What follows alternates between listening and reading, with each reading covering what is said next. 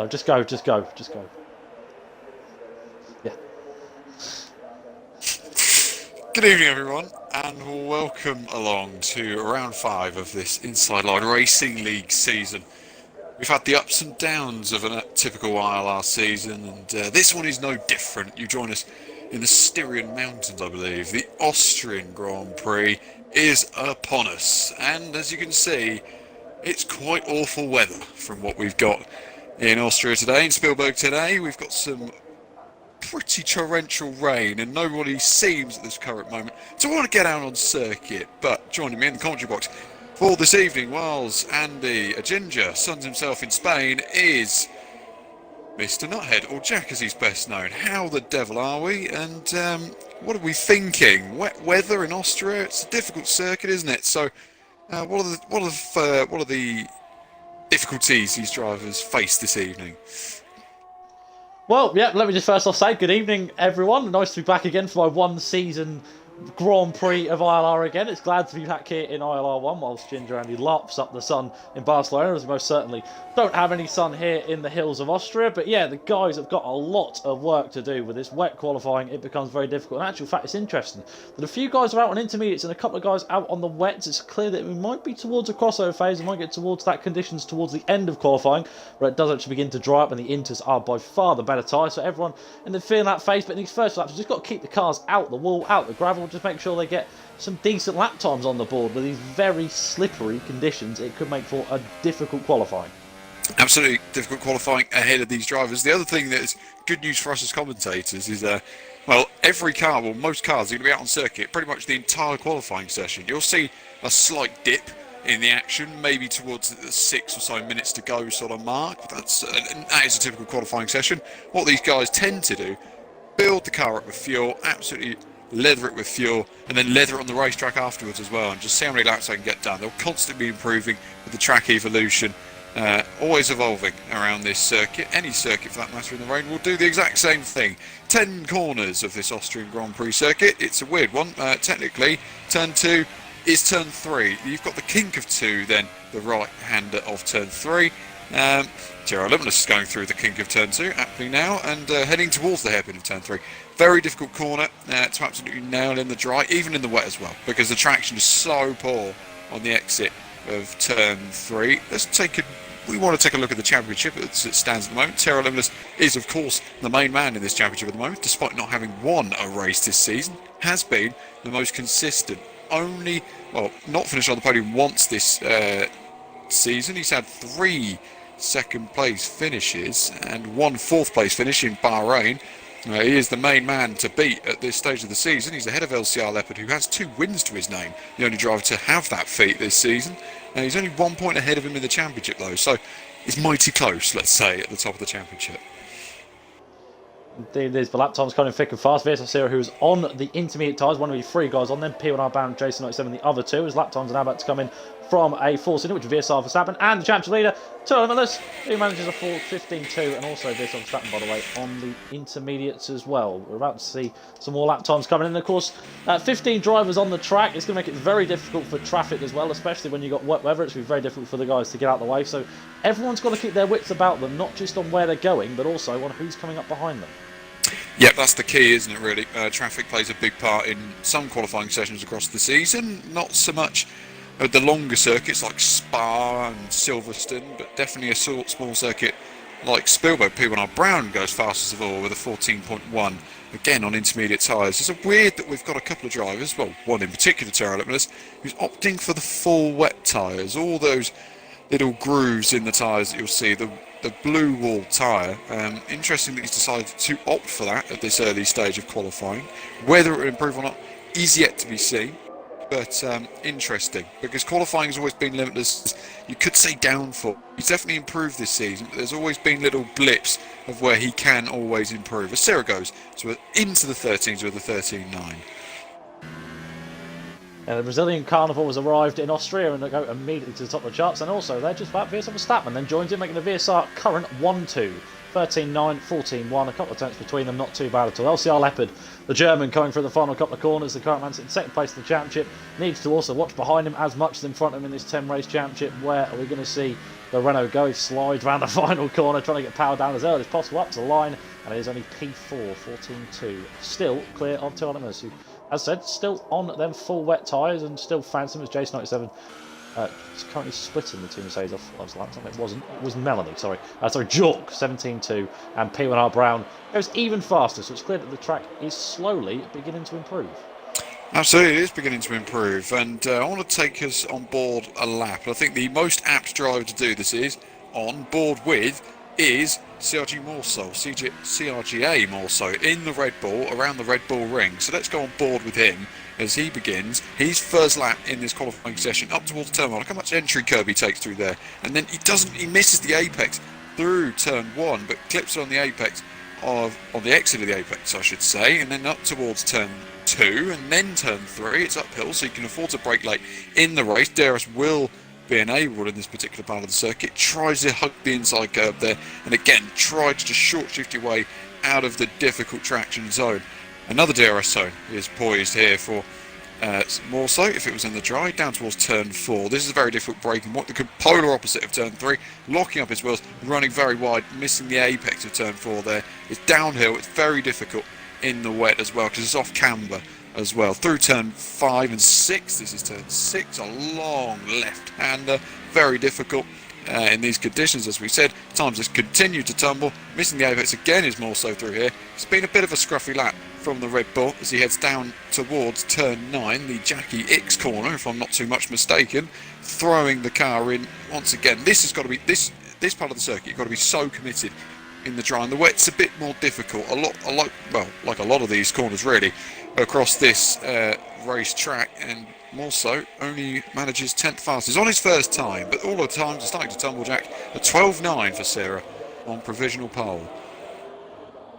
It's like a game of tennis between Sierra and Brown at the minute. Brown goes fastest, Sierra goes fastest, Brown goes fastest, and just vice versa. It's just continuously being a lap time tumble. Sierra Rosberg also putting a good lap time to get himself into P3, that 14.1. Another wet tyre runner comes in Veloce Alonso, who just about manages to beat Tyrrell Limitless there on the same tyre with 14.2. And it's clear that these guys are just sort of playing it safe with them wet tyres. Maybe just trying to get a lap time on the board first and foremost before deciding to go on to them full wet tyres. But there's still guys, only 2 left to yet set the lap. As LCR Leopard managed to get the P2 there, the closest one to get to the 12.9s before Sierra was able to just about do it by a couple of hundreds. So then Reynolds goes and beats him by 2,000. And where are we going to see Snazzy Evening go? He's now come around the final corner, and of course Red Bull's home track. It's P2 as well, another 13.0, and no one is quite yet to get into the 12.9s unless your name is VSR Sierra. Yeah, the pad user, and he's keeping his worth absolutely brilliantly here. Melanie moves into P6, and I believe he doesn't actually have any false feedback. He tells us in the chat. I could be totally wrong by saying that, but that is believed to be the issue for Melanie in this particular race, which isn't a good start. RBZ makes his return to ILR this evening, and let's see how he's able to fare the Scot in some, you could say, apt Scottish weather in Austria as he heads through the long left-hander now. All these cars, as you said, are improving on their times consistently. A few just backing off though, just trying to get a bit of space on this circuit. It is difficult, like you say, with the old with cars just bunching up, the amount of traffic you're able to get around here. And RBZ flying through, I'd say flying through is a bit of a over-exaggeration. Into the final corner comes RBZ, and up towards the line. Where will the Scot place his Force India? Doesn't improve on his current best, and Jork moves himself into second place. And guess what, Jack? That is a 13.0. Oh, number 1 comes into the books. This is getting a bit ridiculous. Now Snazzy Evening completely barnstorms it out at the Red Bull ring. 12.1, take a bow, and immediately puts the sister team back into their places, saying, right, get back down the order, lads, we're here to make an impression. J7 F1 also gets himself back onto the front row, 12.7, then is immediately beaten by a 1-2 currently for CRG Morso, making a 12.3, so the lap times still continue to tumble, and it shan't be only a couple of minutes probably till we're going to start to see 11s come in for this session. We were starting with 14s in this session. Absolutely. Olympus moves himself into second place. It was, for a split second, a Red Bull lockout on the front row in Austria, which would have been some story, but Terra Olympus has split the pair on this occasion. Versal Verstappen, very good at one lap qualifying. He makes sure that the new trend is a 12.3. Three drivers in the top few positions. They're second, third and fourth, all with a 12.3 to their name. Snazzy Evening currently leads it though with a 12.1. It's a sensational lap from the Red Bull driver. He's missed out on a few races this season. He's been unlucky in a couple when he has raced. Jordan moves himself back into fifth ahead of Jason. But can Snazzy Evening improve on his time here? Rosberg, I think, was coming to the line. Also, Snazzy Evening does go into the 11s, an 11.9 for Snazzy Evening, and a very decent lap at that for the Red Bull. This track is improving. Indeed, honourable shout out to EVR Reynolds just up the road from him. He went to 12.2 and got himself into P2 there. So immediately proving that the sister team aren't here to just make up the numbers alongside the Red Bull as well. 12.2, fantastic to see him currently where he is. But as I mentioned, of course, track's still improving. Every lap time is going to be crucial, and it's really going to be crucial towards the end of the session, because if you can get yourself to be the last man on track to get a lap time in, you've got the most amount of chance to get yourself up towards the front of the grid. So within the last couple of minutes, expect to see everyone sort of backing up at the penultimate corner because they want to be the last guy on a lap. We've still got 6 minutes to go, still plenty of time, but everyone just trying to get a lap time in as soon as possible. Veloce Alonso just now about to start one down in P14. Currently, of course, one of the two guys that were on the wet. Of course, Tierra Limits was the other one, but he shifted immediately to the intermediates and thought better of it. But let's see what he can get on a next attempt on the Inters. RBZ currently flying through the final couple of corners, and I think he might have got that little penultimate corner. Could have been one, but we'll keep on board and see what he does up towards the line for the Force India. I think it was, would have been 13.7, so still would have put him only 14th of all the runners. Absolutely. He's not had the greatest of luck as the RBZ. It's a shame to see. He was a quality driver, and with a lack of practice, he's now putting in. It's quite evident that he's not anywhere near what his best was. Serra is flying the final couple of corners in the Williams. He's a man who has won a Grand Prix this year in China in very similar conditions to this. So where can Serra put his Williams? Can he put it on pole? No, he does go third fastest with a 12.2 behind EVR Reynolds, interestingly. So maybe Reynolds just managed to link it up on all together on that one lap. So he's got himself currently into P2, but still a lot of qualifying, a lot of track evolution left to be done, you have to say. As there, Veloce Alonso immediately proves that and puts him straight back down 12.0 and still 6 thousandths off of getting into the 11s. And also, by the way, if we just get the lead this time, you can see there's only 14 thousandths separating the front two guys on the grid. So absolutely nothing to separate Snazzy Even and Veloce Alonso with still 5 minutes to go left in qualifying. Yeah, and this is the point where I said it might get a bit quiet. A lot of guys coming in, putting on that final set of intermediate tyres, putting a little bit less fuel in the car as well, and just going full hammer on the last runs they'll have in qualifying. It's hammer time pretty much in qualifying, if you want to call it that. I like to call it happy hour personally, but that is how it goes. And P1R Brown goes into pole position. That would be a shock if he's able to keep it. It's an 11.8 for P1R Brown in the Alfa Romeo, and he puts himself onto pole position. Serra then displaces him and also does a 1 minute 11.8. That's 6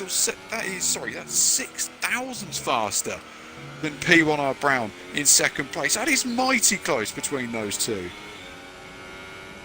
And Melanie also gets on the P6 to be another one to get into the 12.3 train, but sadly only 3 of them left. Sorry, hang on, 1, 2, 3, 4. I wouldn't even counting then. I think there's 5 cars in the 12.3s at the minute. 4 minutes to go. So again, the Finnish driver proving that anything's possible in Formula 1 and getting himself up towards that front. But RBZ is now coming around for another attempt at a fly. Done a 14.3. He's now on to his 4th lap on these inters and just continues to rattle out the laps, get more and more done. And it only goes up to 14th for the 13.6, who also, by the way, is in the same 10th as Carl Mitchell. But he is now round towards the line. And where we're going to see the Canadian go, it's up to P5, 12.0. Fantastic lap time on what I believe is his return, or debut possibly, to ILR. Yeah, making his return. I think he made his his last start may have been the Australian Grand Prix. If it wasn't Australia, it's definitely Bahrain. But Sergi Morso is coming around the final couple of corners. Serra has improved again, and this time it's to an 11.7. Makes it about a 10th, and exactly a 10th faster than P1R Brown on the front row. Where will Morso plays his Red Bull, sliding through Jackie X corner there of turn 9, and then down towards turn 10. How committed he is through there, and then across the line where can also put his Red Bull, stays P10 for now. But there's a few cars, the big boys are going to come back out on track for their final runs in qualifying.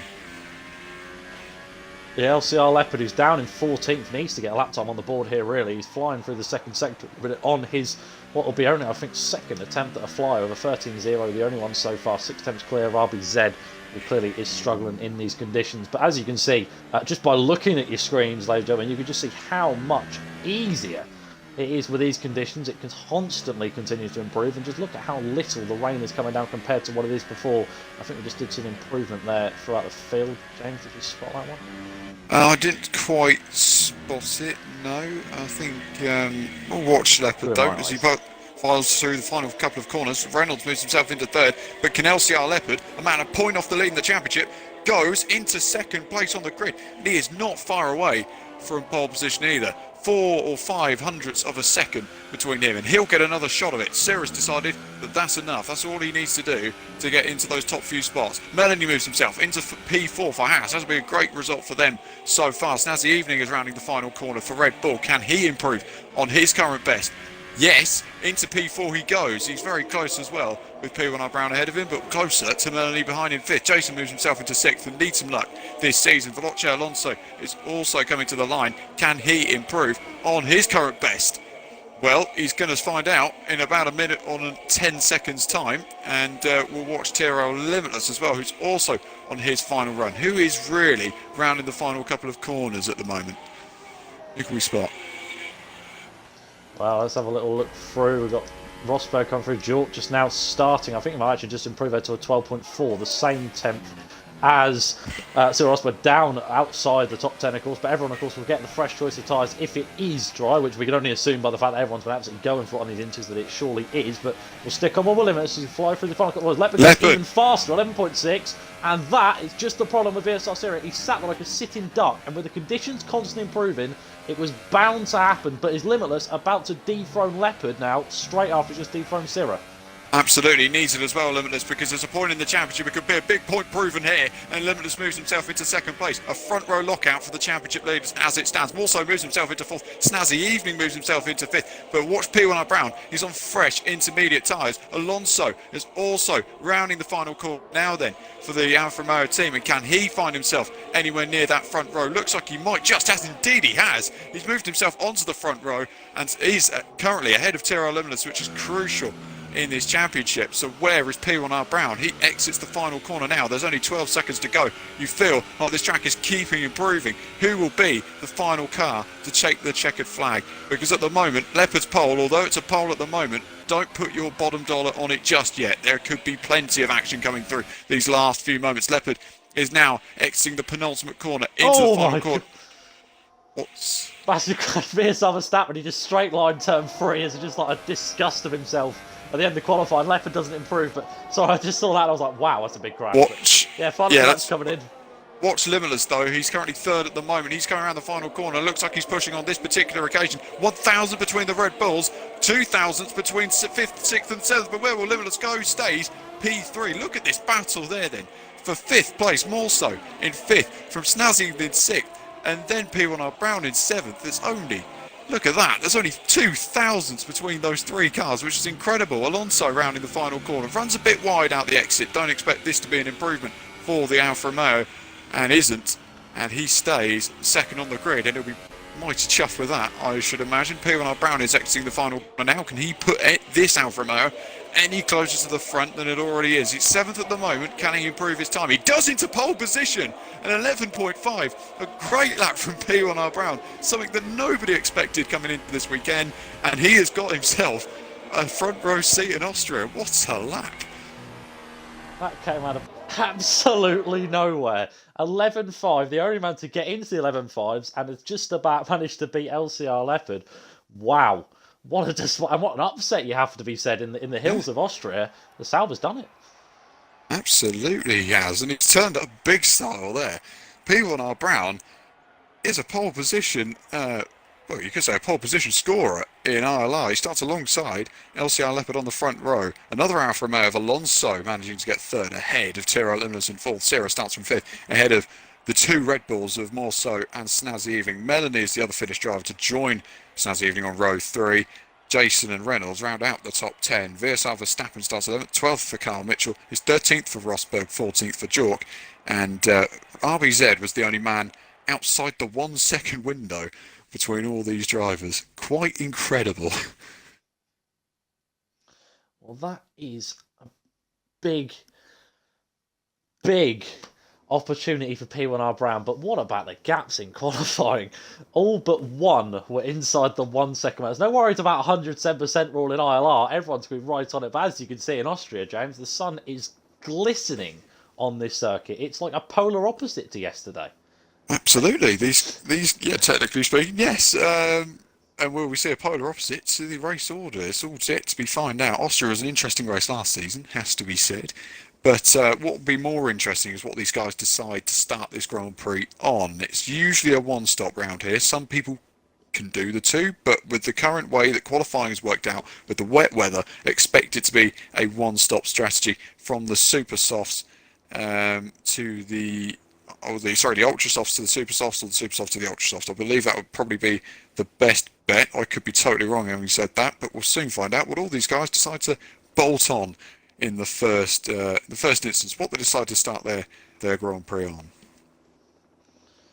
Well, yeah, of course, it'd be interesting to see maybe the top guys start on the softest and, think about just trying to make sure they retain the lead that they earned in the wet and possibly try that. And the guys further down, try the alternate strategy. It's a long old race, 36 laps, but the lights are turning green and the guys make their way thick and fast on the formation lap. And interestingly, everyone either supers or softs. There's no different strategies.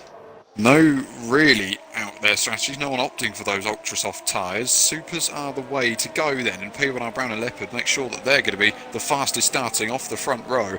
They are both on the super soft tyres. Alonso, Limitless and Sierra all opt for the softs, which is crucial really, because it means, well, they're going to go a lot longer than these guys into the race. But how will that affect them? If they get into a train, if these guys are the top few get into a battle, the guys on the softs will ultimately have the advantage. More so, Snazzy Evening, Melanie, Jason, Reynolds, they all start on the super softs. Then Veersaar Verstappen outside the top 10, he opts for the softs, as does Carl Mitchell. Rosberg opts for the super softs. From 13th on the grid in Bahrain, he got a podium, so anything's possible for him. 14th on the grid, Jork, he starts on soft. RBZ at the back opts for those soft compound tyres, and they file their way through for the shortest formation lap of the season. Any predictions before we head into it, Jack? Well, for starters, lucky 13 could prove again for Sarah Rosberg. I'll have to wait and see for that one. A bold one, I'll tell you what, Veersaar Verstappen top 5. You want to hear first? There you go, Veersaar Verstappen, for anyone who has been watching this season, hasn't finished in the points so far this season, so that would be a shock if he could pull it out of the bag. I've got faith. He's got faith as Jack, but they're all forming themselves up now onto the grid. Ahead of 36 laps of this fantastic Austria circuit, 10 corners. I mean, you do the maths, you know how many laps and how many corners they'll technically be doing, but watch the Sauber move himself into his grid slot, or the Alfa Romeo. Alongside him, Leopard on the front row, and he needs a good start here for his championship hopes to keep them alive. The 1 point deficit he finds himself in the championship, will it be 1 point gained as we head to 5 red lights ahead of the Austrian Grand Prix? Round 5 of this ILR season is underway, and it's a pretty good launch, it has to be said, for P1R Brown. And Leopard has already been challenged by Alonso as they head down towards turn 1. Looks like Brown's held the lead though into turn 1, and Leopard has been pinballed around by Morso into the first corner. There's 4 abreast there in the back there, nearly 3 abreast, and there goes Alonso. He's making the attack then early doors on Leopard as they head up towards turn 3. And where can he find the grip? Looks like he might just get it done here, Alonso, with the switchback move. The Red Bull, the Mercedes, they're making so much contact further back, and Limitless has got himself back ahead. Snazzy Evening, and more so that is on this occasion. Can Alonso find himself past Leopard on this occasion? Not quite close enough. He's trying to switch him up here, there and everywhere. Limitless again is finding himself embraced in battle. Toro Rosso going backwards. I think that's Reynolds who's lost out on that particular occasion, but more so, and Snazzy Evening coming into blows with Tero Limitless on the opening lap. Yeah, both the Force Indies just absolutely tried to gang up on Tyrrell Limitless and just completely find their way through, get the elbows out early on and just fight their way through. Sierra also got involved. They were pretty much 4 wide between all 4 of them men. And then straight away, coming down towards turn 3, Limitless got his own back and passed back both of them Red Bulls and sort of created this little lull for the top 3, and it's working beautifully for Veloce Alonso. Of course, he's the one on the softs and currently rides in P3, holding on to P1R Brown, his teammate, and of course LCR Leopard. But this battle behind is forming a massive train, and the problem is with Limitless, he won't have DRS come lap number 3, and with them 3 consecutive DRS zones, he's got a lot of defending to do. Absolutely, this race will come into his own. Here goes Marceau up the inside into turn 3, and he's got the move down to the Red Bull. He's forced out the Mercedes wide, and he's all out of shape on the exit of turn 3, and that's not what he needed at all in this Grand Prix. And also under pressure from Snazzy Evening down towards turn 4. Can he get a move done on his teammate? Indeed he can. No love lost between these Red Bull drivers, and through goes Snazzy Evening into 4th place. Great move. And now, of course, they're trying to work together, trying to get themselves towards it, and maybe possibly more so just thinking about the long game here, thinking I'm not going to defend too hard because I might as well not lose too much time to Syrah and Limitless now behind. Of course, Melanie now on the back of Tyrrell Limitless as well as they fly through towards the final couple of corners. Limitless, of course, probably a bit frustrated in that cockpit to lose them 2 positions. Very aggressive driving, has to be said, on his first laps, but absolutely no love lost from any of these guys at the Austrian Grand Prix. And as we now begin lap number 3, this is where DRS could come into play. You might see an angry Sarah Limitless under the visor here, because he is a man who's just been pinballed around these first few laps of this Austrian Grand Prix, and I want to see now what he's made of. Has he got the depth in him? Has he got the charge to really go on and take this fight to the guys in the lead of this Grand Prix? Leopard is closing and closing and closing to P1R Brown in the lead into the braking zone of turn 3. He's got DRS once again. He'll be close between these 2 into turn 4. We know Leopard likes a lunge when he tried into turn 4 on this occasion. I don't think he's going to be close enough on this occasion, and sits in behind the Sauber for now. P1R Brown scouting him well, clearly knows what he's up against here today, braking as late as he possibly can as well into corners, thinking I'm not even going to give Leopard the opportunity to sniff the opportunity for a lunge and just try and hold on to the lead for as long as he can. But these 3 consecutive DRS zones, you get 1 down to turn 1, 1 down to turn 3, and finally 1 down to turn 4. It's just constant one after the other, and with that fact it could mean that the Germans could have more than 1 opportunity to find a way past P1R Brown. But so far Brown holding his own, and they're beginning to get a gap, and already only 3 laps in, now about to be 4, Alonso, 3-second time penalty. Absolutely, Leopard looks close into turn 1, not going to try it. He's going to wait for his opportunity into turn 3, I should say. That'll be the best place for him to make an overtake. He's got great drive coming out of turn 1 and up the hill towards turn 3. And here goes LCR Leopard then, and a real big moment in the championship race, and moves ahead of P1R Brown and takes the lead of the Austrian Grand Prix. And with that, most definitely, if he hadn't already, takes the lead of the Drivers' Championship as it stands at half distance in this season. P1R Brown trying to come back at him though as they're down towards turn 4. You've got to be a bit earlier on the brakes here. It's turn 4, it goes downhill, and you've got to get on the brake pedal a little bit early, especially with the DRS. It's very difficult to get the car stopped in time. But the Saubers then 2nd and 3rd, and keeping the trend of no 1-2 so far this season. It was a 1-3, and Leopard may find himself now needing to bolt away from P1R Brown. That wild prediction ain't looking so wild anymore as it stands, but well, we've still got the 2 Red Bulls beginning to charge their way up towards Veloce Alonso. Snazzy now got that gap under a second, which will, of course, everyone from 1st down to 10th respectively will all have DRS on one another, as Verstappen gets an early 3-second time. That's a shame. That's the guy that I had to get in the top 5, and so far it's not been a good start for him. Not the start that I was expecting anyway. That's just me learning from past experience. But anyway, lap 5 of 36. P1R Brown doing his best to try and creep up on LCR Lap, and might even, if it has a good exit out of turn 3, have a little lunge down towards turn 4. Well, it's keeping him close, isn't it? I think that's the big thing here for Brown. He just can't let Leopard get away. These DRS zones are helping him, but he's got to keep it all together in those 2 second and 3rd sectors where they matter. With the car and the circuit, I should say, it gets a bit more twisty. I think that's where he needs to make his time up. Snazzy, as you say, is toying with that 1 second margin to Veloce Alonso ahead of him. Alonso is toying with the gap to P1R Brown ahead of him. So will there be any team orders between these 2, you wonder? Well, there are differing strategies, and you would think that maybe Alonso being on the better tyre, you could say, in the terms of how long it's going to go, will they let him through here, or will he have to race for position? Then he just finds himself only 7th, and he'll be really frustrated, I think the word is there, because he had a pretty decent qualifying, and it's not coming into fruition in the race. 7th at the moment, and he's, I wouldn't say struggling, he's just been out of luck in these first few laps of this Grand Prix.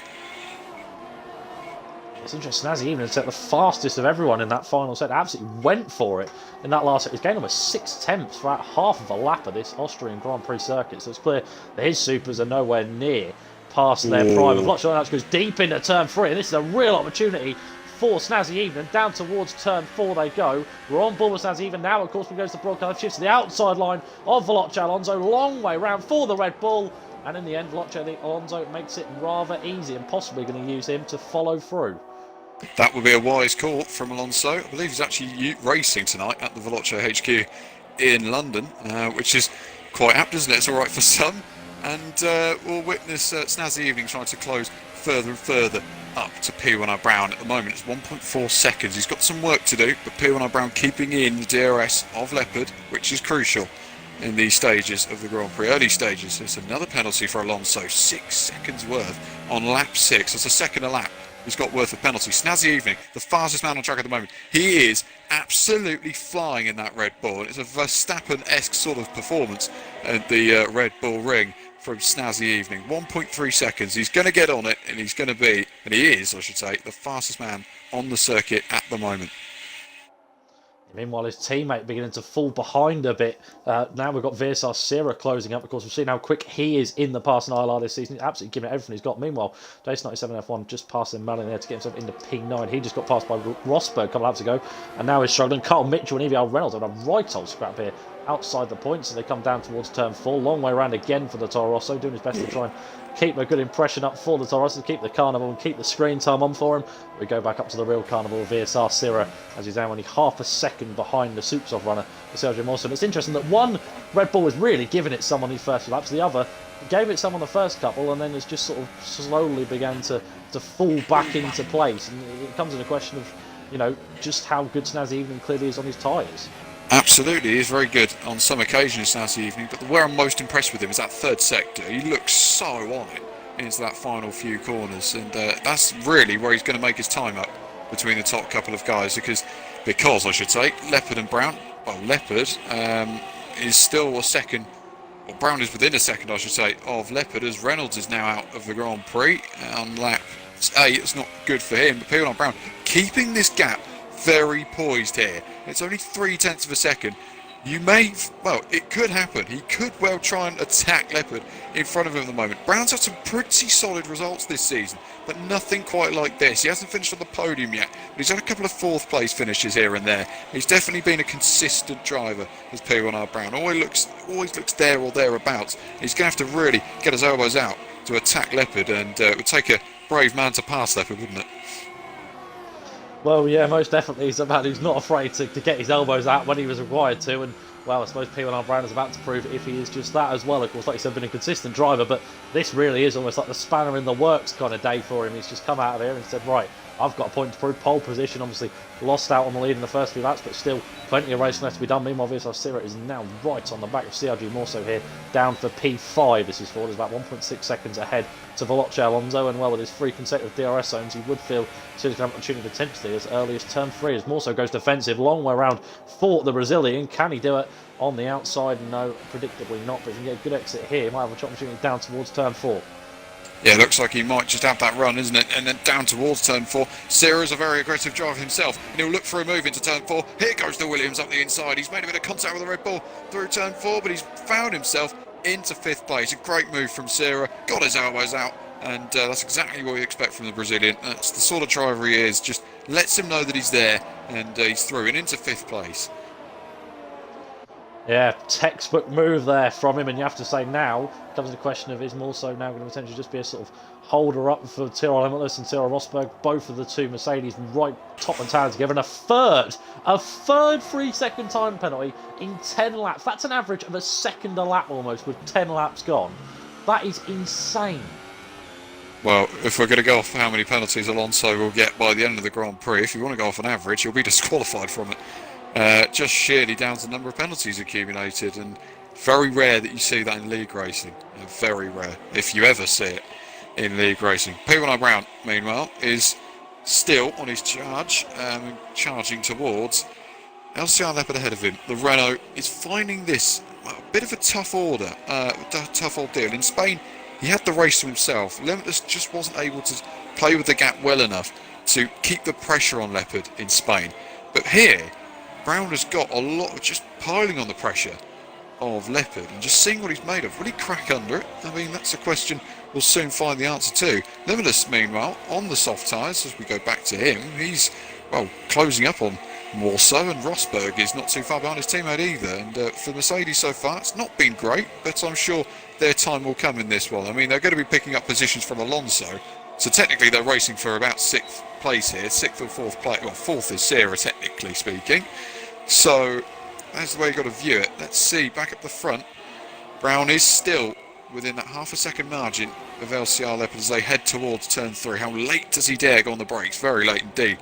Throw the car into 3 and then on the power once again down towards turn 4.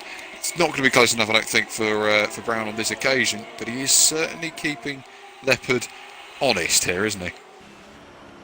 He's keeping tabs on him, I would say, and almost sort of saying, Leopard, all right, what you got? Come on, I'm here now. I'm here to make an impression, and, well, come on, let's see what you've got then, young lad.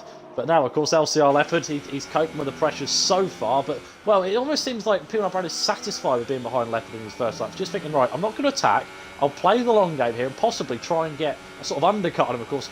Being the car behind, you get the first call when you come into the pit, so when these pit stops do come, you could see P1 Brown potentially go for a lap, maybe try a lap under, if he sees Leopard stay out when he thinks about coming in towards that pit window. So it's not over particularly, and if P1 Brown still very much seems satisfied sitting behind, but knows that his opportunity to pounce is shortcoming, he's just got to hope that it is still within reach, and he's keeping it just about in arm's length. And then 3 consecutive DRS zones, it works an absolute treat for him. Looking further down, of course, though, Sergio Mosso still ahead of Tyrrell Limitless, and Snazzy even still 1.8 seconds behind these guys, and P1 Brown getting closer and closer now. That gap slowly but surely comes down every lap. Absolutely it is, and Leopard actually got a little bit deep into turn 3 on that particular occasion, and it's staying very, very tight. And the undercut round here is powerful, there's no doubt about that, but the nature of how long a pit lane is compared to how long the circuit is, these guys are clocking around 1 minute 6s, 7s, and the average pit stop time round here, if you're going to include the pit lane, must be around 25 seconds at least. So, I mean, it's one of those where actually you're losing a lot of time in the pits around here. You're losing about half the circuit. And will Brown make his stop yet? No. Carries on. He's going to keep going. And how much longer will he go? Will he may just react, not just react when the others do as well, as in comes more so into the pits on those super soft tyres. Let's see how powerful the undercut is then for the Red Bull driver, with the drivers around him. Brown still closing to Leopard in towards turn 3. Yeah, it's interesting that gap was about half a second last time. Now it's only down to 3 tenths. It's only fine margins, of course, but it's still something. It's still hopeful. And if you just look at the ERS bars in comparison, you can just see, look at how much more P1R Brown has. It's only 80% compared to 50 between those two. So it's clear that P1R Brown is still just thinking, right, I'll sit behind him, close up to him on the straights, and then as it comes throughout the corners, I will sit right behind him once again. Meanwhile, Veloce Alonso is now right with right with Veloce Alonso here, and Alonso seems to be struggling in these last few laps. And well, Sierra again, you know, you could argue he's the newcomer in league racing. He's made his name really after that Chinese Grand Prix win, and since then he's just been producing the carnival of league racing, and now is by far arguably one of the fastest pad users on F1, and has the opportunity here to pass a very big name in league racing. Absolutely, this would go down well. A blue of Veloce at the moment. Let's see is able to achieve as they head down on this occasion. But we will see how that fares as Cyril again closing up towards turn 3. Looks like Cyril side by side with the Alfa Romeo, and I think he's just got a nose ahead as he's trying around the outside of Alonso into, and it doesn't get the move on the. And there's some slight lag there with James. My apologies for that, ladies and gentlemen. But yeah, Veloce Alonso defending against VSR Sarah just about, but and also as well, LCR Leopard right having to defend against P1R Brown throughout that last half lap. So my apologies for the lag issues there on the mic. Hopefully we get James back as soon as possible with full connection. But yeah, just a slight issue there. But both cars shift to the right, and I think in actual fact we're going to see an identical pit stop here for Leopard and P1R Brown. So both the two leaders now come in top and tail with one another, and Alonso with 12 seconds worth of penalties after only 15 laps. Hopefully, it doesn't sound like it. So, again, my apologies, but I just seem to have some issues on connectivity with these guys. But both the leaders come out in the same order that they were, with Leopard ahead of Brown just about. But Snazzy, of course, did go for an undercut. Pitted a lap before and is going to come out right with P1R Brown. You can just see there on the right. There is the Sauber, and that's going to be great news for him. Meanwhile, VSR Sierra and Veloce Alonso going side by side down towards turn 4, down the inside. Defends Veloce Alonso, and again he just about holds on to that position for now. Meanwhile, Snazzy Evening is right behind P1R Brown in this scrap. What could be for potential P2, and Leopard is already 1.8 seconds clear, but here goes Snazzy Evening to the inside line against P1R Brown, down the inside through turn 4, and swoops his way through and might very much pull off the perfect undercut, and indeed the Finnish driver does. He's now into the net P2. James, are you back? Nope, doesn't sound like it. So again, we're just having some sort of connectivity issues, but VSR Sierra gets a 3-second time penalty as they come down towards turn 1. He's still going to try and attack regardless of this fact. He couldn't quite find a way past just yet. He still has to sit behind Veloce Alonso, but a good chance here down the second of the 3 consecutive DRS zones. He might learn from his mistake. He lost the opportunity to either go down towards turn 4, round the outside for the Brazilian, long way round once again, and still not able to find the way past, but he tries to switch back very much on through towards turn 4. Still not enough as Tyrrell Limitless is now only under a second behind this battle. But here goes Sierra again to the outside line of Veloce Alonso through towards turn 4. Once again, it's like cliche and scenes of old. And again, not able to find the way past. Do we have James in the party? Apparently I'm connecting as well. Alright, just quickly got into that part. For some reason we're having some sort of issues with Xbox Live parties as it stands, but hopefully you guys can still hear me in the chat. But we're still on lap 16 of 36. We've got the front 3 here, all who are on soft tyres respectively. All of them lead, of course, and still due a stop. The leading guy, LCR Leopard, on the soft, 5.9 seconds behind a guy who's also stayed out in Kyle Mitchell. Down towards turn 1 though goes VSR Sierra, long way round once again against Veloce Alonso. He goes round outside, and what a move that is potentially. But Veloce Alonso is going to come straight back at him down towards turn 3, long way round once again for Veloce Alonso. Can he find a way past VSR Sierra? He might not be able to. Sierra might even do possibly what Veloce Alonso did to him, a bit of payback for him, and now potentially it's going to be DRS open for none of them guys. Tyrrell Limitless has it now down towards turn 4, but Veloce Alonso still going to try and go around the outside of VSR Sierra. Down through towards turn 4 once again. This time Sierra's the leading car. Veloce Alonso gets squeezed out, and Limitless might see his opportunity here to go down the inside. No. Again, but now all these cars top the talent together. Let's see if we have James in. Yes, we do. So close, isn't it? My goodness me! I'm just witnessing it out of turn 4. And nearly 3 going into one corner. It's crazy between all of these guys. Limitless though. All these, interestingly, all on the soft compound tyre at this stage of the race as well. And in comes Veloce Alonso. A very, very late call, but he pits from second place in this Grand Prix. Yeah, to go on to set the supers off, basically the invert of what everyone else who was currently pushing and charging on them. Fresh set us off. Those guys, of course, LCR Leopard ahead of Snazzy Evening, ahead of P1R Brown now.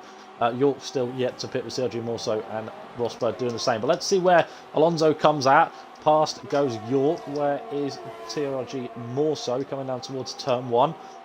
He'll be right neck and neck with one another, but in the end, Morso does come out ahead of Veloce Alonso, and he's got a nice cushy job to find a way past and try and pull off that undercut to find his way past both Sierra and Limitless for when they come in. It'll be interesting then to see how quick the super soft tyres can get up to speed, because Alonso definitely got that in abundance, and will be interesting to see how quickly he can dispose of, you could call it, traffic, but it's going to be close, I'm sure. Amazingly though, also during that slight mishap that we had, P1R Brown was jumped by Snazzy Evening in the pits, and whether that was because he was held by Leopard coming past him in the pit lane, that could have been one particular reason why that may have occurred. But the 2 soft runners in first, second and even third all stay out on their tyres on this occasion, so Alonso was the first of them to stop, and stopped maybe quite early compared to most. Got a long old stint to do that to second 3-second time limit coming in at 4 vehicles. There are 4 already on the name of Veloce Alonso, but he does not care. He's still charging on down in London. He's about to make himself presence known down the inside of CRG Morso. Lovely and easy for the Veloce man, and now and focus on his next target, which is the man who's also yet to pit in York 94. Yep, Jorg having one of those afternoons, unfortunately. He's had some really, really good performances at points early doors this season in China and Bahrain, I believe, and maybe not pulled all the pieces of the puzzle together here in Austria. He's not had the weekend that perhaps he was hoping for in the Toro Rosso, and snazzy evening, 1.5 seconds. It's toying, isn't it, that gap? It's not really extending, but it is ever so slightly just toying that 1.5 second margin between Snazzy and Leopard, which is a bit of a shame. And in comes Sierra from the lead of the Grand Prix. So how close will he be with Veloce Alonso? Yeah, Carl Mitchell also doing the same, which does actually reprieve LCR having to worry about trying to find a way past, which is good news for him.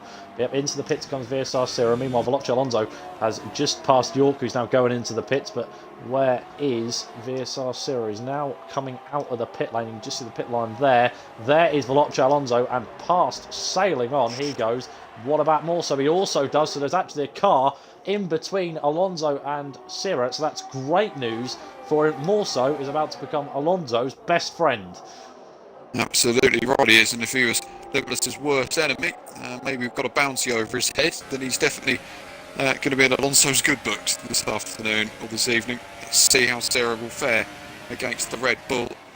That'll be mighty tight, I'm sure, but if Sierra's coming out in 7th, that if Limitless is doing another lap, then surely Limitless is going to come out behind even his teammate here. He could come out behind Rosberg, but he will be surely one of the fastest on that set of tyres on this particular stage of the Grand Prix. He will come in for those super soft tyres, so where will Limitless rejoin in this Grand Prix? It's Leopard who leads. Oh, Alonso's off!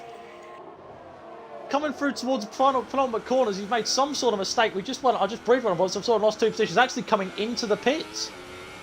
Wow. Here comes Sierra though. He's on the attack of Morso into turn 1. Looks like Sierra's got ahead of the Red Bull on this occasion. Has done. Crucial move for Sierra in this Grand Prix. And Limitless, as I've said, has come out behind his teammate Sarah Rosberg. So he's got some massive work to do. The top two, 1.2 seconds between them. It's all starting to kick off in Austria. And Alonso is out of the Austrian Grand Prix. Yeah, not too sure what happened there, but the end of the day, end of the road for the Sauber, really, and what could have been, really, for him. Obviously, he had 12 seconds of penalties, I understand that, but there's still a lot to be fought in this one, so don't discount anyone just yet. Of course, Limitless, just look at the gap that he lost to Sierra. It's nearly 3 seconds between Sierra and Limitless when you consider the amount of... There was only 1 lap in it in terms of the undercut, so it's clear that Sierra just timed his pit stop to perfection in this one, and now can just focus on plugging that gap away to P1R Brown. Absolutely, but although again, the only team was between the two Mercedes, Rosberg and Limitless, and we haven't really seen them get into too much action so far this season. Morso's got deep into turn 9 and it allows Rosberg to have a slight sniff on the inside of turn 9. Can't quite get the move done through there. Sierra with the fastest lap of the Grand Prix. Rosberg is closing in on Morso into turn 1. They're still close, but they will be heading up towards turn 3. Just how close will they get? Rosberg with the DRS wide open on the rear end of that Mercedes car, and Morso already going to the defence of the Mercedes, moves to the outside. It will be a long way around for Rosberg, but he's going to give it a good go, isn't he? And look at that, he's got the momentum round the outside of turn 3, and it's a fantastic move from Ciro Rosberg, moves himself into 5th place. How long is he going to hold it for? I mean, Morso did have DRS, but it just wasn't enough. It was a great exit out of turn 3, that's to be said.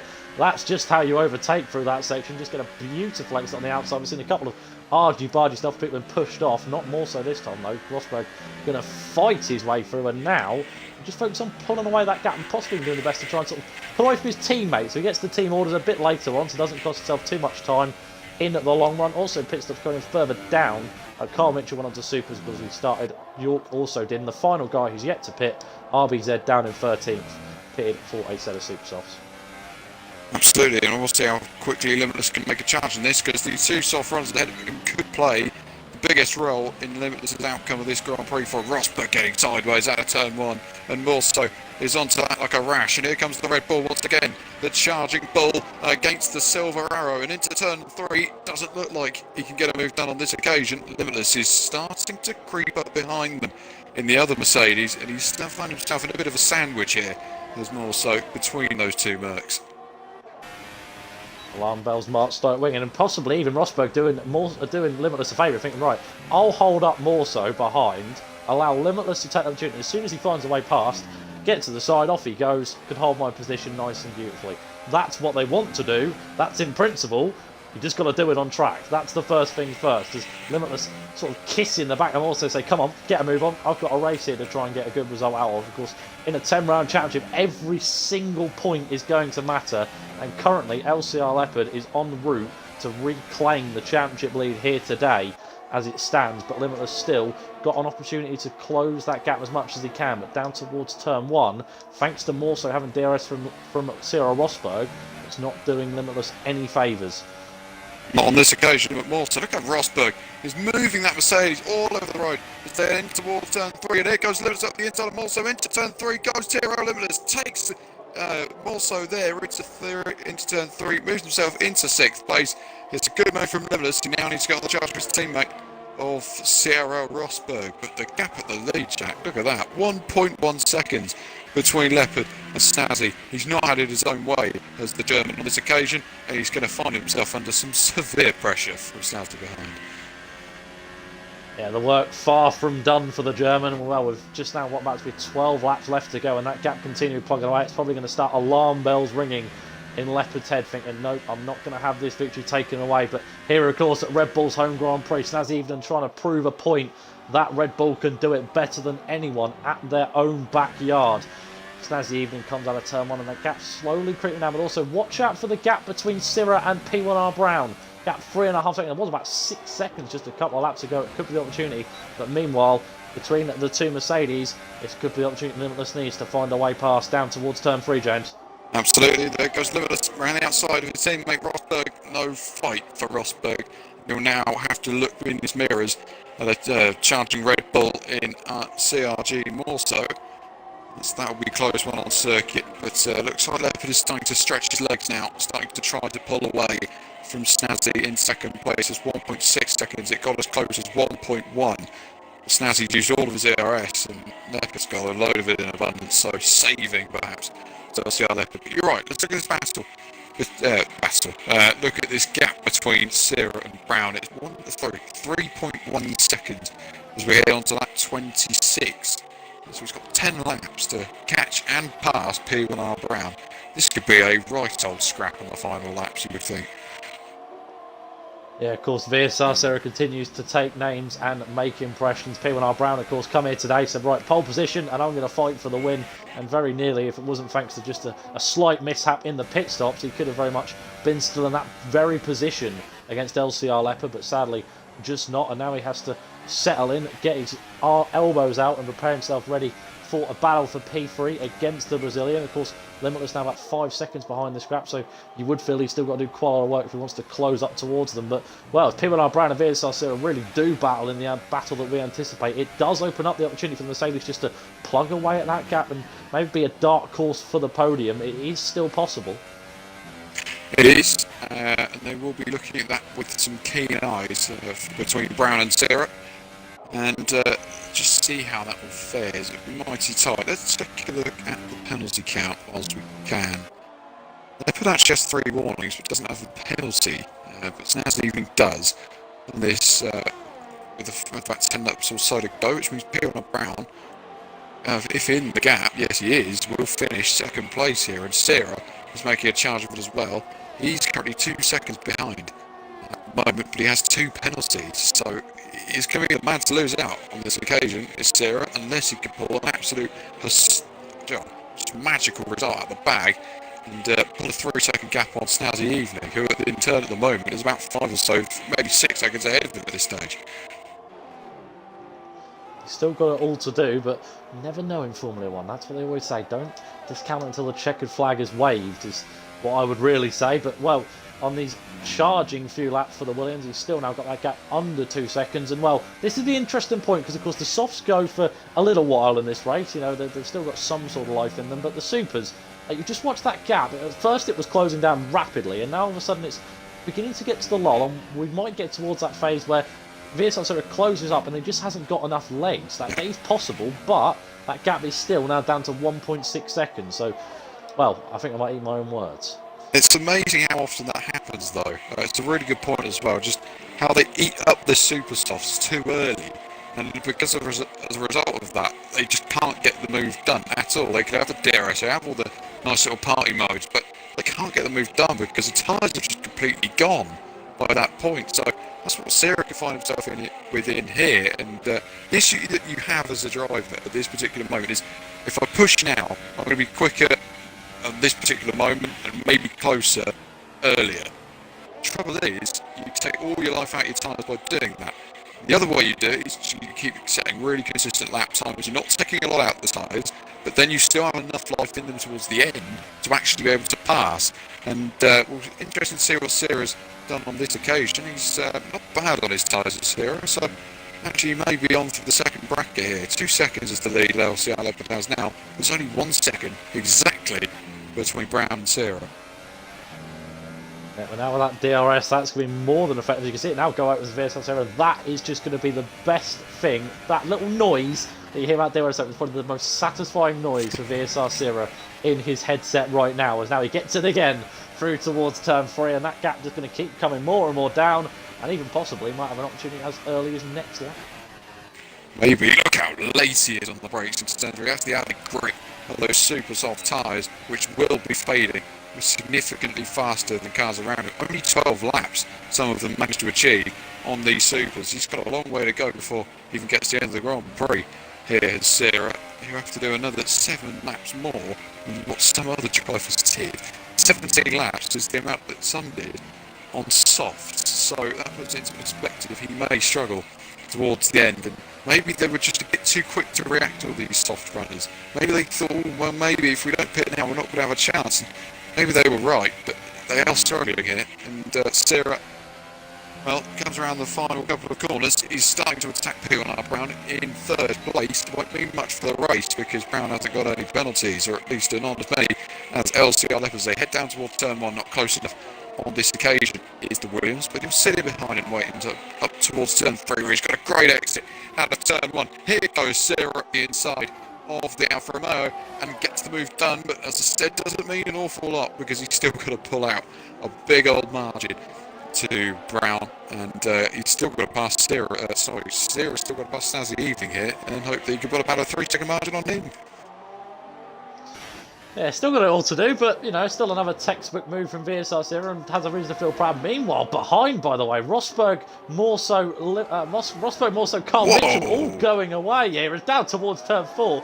It was more so on the inside. Carl Mitchell tried to throw the of course, on them super soft tyres. They're still side by side, down towards turn 6. Long way around. Now Carl Mitchell goes down the inside to get himself involved. Proper balance contact! Rosberg's round. More so slows down. Carl Mitchell also involved. Jason going to come out of nowhere and suddenly realises a massive traffic jam in towards turn 7. And that is surely going to be the end of what could have been. Oh, Lady Luck was on the side of the Ferrari for once this season. And my goodness me, Rosberg nearly got up more so. Here goes Jason then. He's got a chance here. There's some really good points. He's had no luck this season as Jason, but will he find a way through on more so on this particular lap? No, sits him behind. But I mean, to be fair, Carl Mitchell trying to go up the inside there. There was a gap, granted, but not a big enough one. Here comes Jason though. He's on the outside of Morso as they head up towards turn 3. Jason never gets penalties, and it's past Morso into 6th place. A good performance from Jason, and his best result of the season so far, believe it or not. He's had some good, you know, he's a strong driver, is Jason. Not had the luck at all this season, and it's clearly shown by his championship position. Carl Mitchell, I was just going to pick up on, should he have gone for that? Should he have gone up the inside of a corner like that, try and make it 3 wide? I don't know. Personally, I think it's a bit of a brave one. Maybe a bit overly ambitious from the McLaren to really get that done. I don't want to put any fault on anyone's heads, but it was a bit of a silly move to possibly go for that gap there. I think almost sort of the red mist descended, his eyes lit up, he saw the dollar signs in his eyes and thought, yep, I'll have a go for that for the money move, and it just weren't on. But sadly, no. That does mean, of course, though, Jason going to get up to pieces, which I think really, to be honest with you, does say the quality of driver, because Jason 97 is an unbelievable driver. And the fact that he's going to get 6th place as his highest finish of the season really goes to show how good the quality is here in ILR1. I am jealous of you and Andy, to be perfectly honest with you, in this one. But we've still got a battle here on track. 2nd between 4th is now a 2nd between all of them. Well, you'll recall that Andy's bold predictions going into this, I'm hoping Andy's actually watching now to make sure that I can confirm absolutely correctly with him, is he said that more so and Jason would win a race this season. It's not been the season for either, which they have hoped for. 6th and 7th in Austria. Jason's best result. Unbelievably. I'd like to believe Jason can get a podium this year. I've got no doubt in my mind that he can do that. He's a quality driver. You're absolutely right, Jack. He's brilliant on his day. He's Jason. He needs that day in this particular league, and it, for some reason, doesn't ever click into place. On lap 33, believe it or not, it's flown by. There's Austrian Grand Prix and LCR Leopard lead, and then a battle behind forming between Snazzy Evening and Sarah, and this could be fireworks because these two do get, well, on a racetrack like a house on fire, so this could be really interesting between Snazzy Evening and Sarah. Down towards turn 4, then comes the Williams. It's not close enough on this occasion. He'll sit in behind and wait and pounce on his opportunity later on, as you feel like it will probably now be the next lap as they head up towards turn 3. Please excuse me, James, I'm about to use an analogy. It's the cold calmness of Finland against the hot fiesta of Brazil. Who will come out on top between Snazzy Evening and VSR Sarah in this one as RBZ sadly retires. He's been at the back most of the but fair play, but still sticking out, just a shame. He didn't see all 36 laps out of this one, but now Sarah going to think about an opportunity to try and find her way past Snazzy Evening down towards potentially turn 3. I don't think he'll try it towards turn 1, it's just not close enough, but good exit here like he got against P1R Brown. He has a great opportunity here. He's got a good exit indeed. Here they go to the outside line of the VSR Sarah against Snazzy Evening. He flies past immediately, and that might be possibly because Snazzy Evening know he'll have him on penalties anyway. Absolutely, that could be the reason why, but Snazzy's got a alright exit. Super soft runner then to Sarah. 14 laps in this set of tyres, but now, in order for him to get anywhere near, has to pull away a 3-second margin in 2 laps. Now, the only possible way he could possibly do that, dare I say, would be a bit of contact. Chasing Carl Mitchell side by side. Out of turn 3, Carl Mitchell getting a bit out of shape. And then down towards turn 4, he's trying to stick him with the toe with Morso. Morso's got the dare, so clearly got it just before he made the move into turn 4. The McLaren blocking his wheels up with a Red Bull. But Carl Mitchell can't find himself past just yet. But look how close this is. Nice little scrap forming between all these guys. Sarah, Snazzy and P1R Brown on for his first ever podium in ILR would be some performance as well. The man who started on pole position in this ILR race, and he's only 4th at the moment. I'll say only 4th, he's technically 2nd on the road at the moment. He'll be mighty chuffed with that if he can keep his head up and keep it above water and not put this car into a barrier anytime soon, which gives me a great opportunity to ask who your driver of the day is, Jack. I think it's kind of obvious, really. I have to go with P1R Brown. It sounds like so cliche, but you know, to get a surprise pole position and just keep his calm in the way, as you know, when you get a pole position, being a low jam driver, I would know. I'm not the quickest guy, but you know, being someone that like that, and you know, I'm not saying P1R Brown's slow, of course. I'm just saying in this league, you know, he's been a classic driver, and well, I have to say, you know, you sort of lose your head, but P1R Brown has just kept his cool, kept his nerve, and just assessed his situation and is on to get his first ILR podium, and really a take a bow kind of day. It is a take a bow kind of day, and I'll be really chuffed for him as well. I've witnessed him winning a league race at the highest order in the past around Monaco, and I thought that was something absolutely extraordinary, and that was the sign of things to come, I think, for P1R Brown, because he has shown some great form on some of the most recent months, and he's starting to see what this driver is all about, and maybe trying to bid himself up towards a great position in the championship. Snazzy Evening still closing in on P1R Brown ahead of him. There's such traffic ahead, believe it or not, in the form of VSR Verstappen, man who you thought could finish in the top 5 today. Hasn't quite worked out on that occasion. But here goes Snazzy. He's on the attack of the Williams series, trying to run the outside of turn 4. They're side by side through the exit. Brazilian squeezes him out, and you feel like that is all she wrote for that particular. Let's watch Leopard. He is now dancing around the final couple of corners, and this man is a man on a mission. 3 wins in ILR this season, in a season where nobody believed there'd be a true standout dominator. But he has come here and he has taken the plaudits, because it's another win for LCR Leopard, who wins in Austria. A fantastic result for him, and a fantastic result for P1R Brown, his first ever podium in ILR, and then we might chuff with that championship. For Tiro Limitless, well, it's a difficult race for him today. Finishes only 5th. 10 points swing. It's a 9-point swing in the Drivers' Championship in Leopard's favour. It's still close. There's still optimism in the Mercedes camp. But just how far can Limitless take this championship between Leopard? He hasn't won a race this season. His highest result's been 2nd. He's had a 4th and a 5th. It may need Limitless to win next time out in Great Britain for any sort of chance of winning this World Championship. 9 points is no margin. We've seen bigger margins and championships being won in this particular league, but 3 wins for LCR Leopard puts him right in the championship mix, and he is a man to be feared, I'm sure, by all around him. I think the issue that pro drivers are having is that once he gets a lead, he doesn't lose it. He always keeps his leads to LCR Leopard, and he wins the Austrian Grand Prix from a fantastic result for P1R Brown, the pole sitter in the wet, the 2nd place finisher on the road. Snazzy Evening finishes 3rd after a good afternoon for Snazzy Evening, and 4th for Sarah. Again, he had a good drive. Limitless, well, I think the first few laps really summed up his race.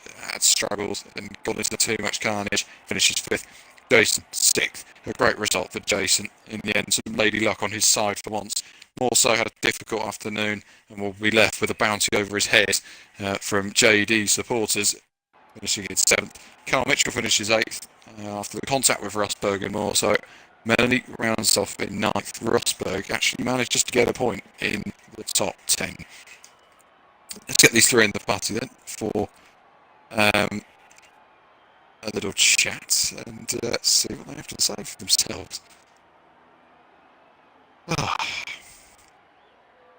Jack, would you like to do the honours? It's always me who does it, the podium interviews, but it seems you're here today. I don't mind. Yeah, go ahead. I'll let you take the questions. Have what you please. Get the most you can out of these guys. Right, what's your favourite type of cheese, lads? First question. Classic Stilton man. No, I'm not. Like Stilton. Red Leicester. Proper. Cheesy proper question, stuff. mate. Cheesy question. Bit blue cheese. Yeah. bit of blue for dads. Right, anyway, swiftly along. Well, we haven't got Snazzy Even in, but we'll start anyway with the first man, the race winner. Of course, we'll start as per usual. LCR Leopard, I'm used to interviewing you once every week, to be honest with you. Now it's twice. How about that? Leopard, fantastic result today. But you didn't have it all your own way. You had to really show your mentality throughout the Grand Prix. Yeah. For a brief amount of time, I thought I'd got pole in the wet, which I wasn't even expecting to show that pace in the wet, so I was quite surprised about that. Brown just nabbed pole off me in the dying seconds, which was annoying, but definitely not a race ender, obviously. And yeah, just stuck behind him, waved for DRS, and then pretty much just took the first opportunity I could. Then tried to break his DRS, but it was too quick, so he just stayed in my DRS on the supers, and then I in the pit stop phases I managed to break it, and pretty much just control from there, trying to pick up any penalties. And yeah, took home the win, thankfully. Big win. Yeah, 25 points, and well, you know, the first couple of laps, you know, you managed to find your way past P1R Brown, and then since then he just sort of sat behind you. You know, talk to you about strategy. You know, of course, you started on supers with a wet qualifying. It's sort of added into a fact. You know, the guys behind you all started on softs. Was it always your plan to start on supers, or was it sort of a thing that you thought, right, I'm on pole, I'll lead, I need to kind of hold that lead, so I don't want to start on the harder tyres, or was it just I need the pace early on to really get the groove going? The plan was always to start on supers, even if it was a dry qualifying. So yeah, I just decided to go for it. I was a little bit worried when I checked the formation line when I saw so many people on the softs behind, because usually that is the way to go. But thankfully, I had enough pace to hold them off, and the drop off on the supers at the end kind of played a factor. And thankfully, yeah, enough of a gap to hold Syra off at the end. Although I did check that when he had to check if he had penalties, and this is already is like, okay, I've pretty much got this. Well, yeah, I mean, you most certainly did. And well, speaking to you about, of course, final question, as you know, when I ever do a program, I always talk about it. Next week, of course, you'll be back with Ginger, Andy, and here, so you don't have to worry. It's not with me again. British Grand Prix, Silverstone. Thoughts on the track? You know, is there a possibility you get another win? But with such a close league, it's going to be a tall order. Obviously, it'll be tough, but yeah, hopefully I can make 3 in a row. It'll be tough. Sure, JD will be back, but yeah, we'll see what happens. Also, fun fact, that's the first time I've won an ILR race not from pole position. I'm trying to think. Must be. James, any questions for our race winner here today? I don't know anything more to add in particular, but just congratulations on your win. Cheers. Well, we'll move swiftly along to a man that came home second and started in the prime seat of pole position. P1R Brown, that was quite a satisfying result. Yeah, considering I don't like the track too much, the pole was unexpected. Not one of my favourite tracks in the wet. So, I just tried to keep the pace all the way through consistently. That's all I could really do. I was on 2 warnings and I was just playing it safe towards the end, just to not get that penalty in case it cost me another position. But I just ran my own race. As soon as Leopard went, I couldn't catch him. So that was it, really. Well, a high point scoring finish, 18 points to add to the book. That's not a bad day at all, is it really? In actual fact, it more than doubles your total points gained in these first 5 races. So, but, you know, looking further down the line, championship hopes, you know, what would satisfy you overall? A top 10, top 5? You know, what sort of field are you looking to end up in come round 10 at Brazil? Not too sure. Top 5 would be nice. Well, we'll have to wait and see, of course. Be realistic. If top 5 would be nice, just to see if I can fight at the front more. Because this is really difficult. Just to be at the pace of everybody else. Well, yeah, of course, and you know you can't really have too many complaints about the 18th, and it proves that, you know, as Fernando Alonso once said, we can fight, and you most certainly can. Final question for you, of course, next week, Silverstone, British Grand Prix. Thoughts on the track? You know, is there another podium potentially on the cards, or is it still looking like a tall order? It's going to be quite hard to get a decent result around there, just because of the slipstream. I think you just got to time the moves to perfection, but other than that, body pace would be good, but race pace would probably be a bit lower than expected. Yeah. Well, there we have it. James? No, just as I always say to the man in second place, and I'm sure you take the 2 A's either way you like. Congratulations or commiserations on finishing second, but personally I'll congratulate you because it's a great drive. Yeah, Jack, what a race we had out there today. Fantastic stuff, really, between, well, maybe for the lead to begin with, and it just sort of fizzled out, and it was more down to the podium in the end, but great battles in the midfield, as always, and a nice little stat to walk away with going into the British Grand Prix is we've had 9 different podium finishes already this season, which is quite phenomenal as we head into the British Grand Prix, the best round of any Formula 1 season. Join us there. Myself and Ginger Andy will bring you hopefully all the coverage, and we will see you next time. Be sure to join us at the same time, same place, and we'll see you then.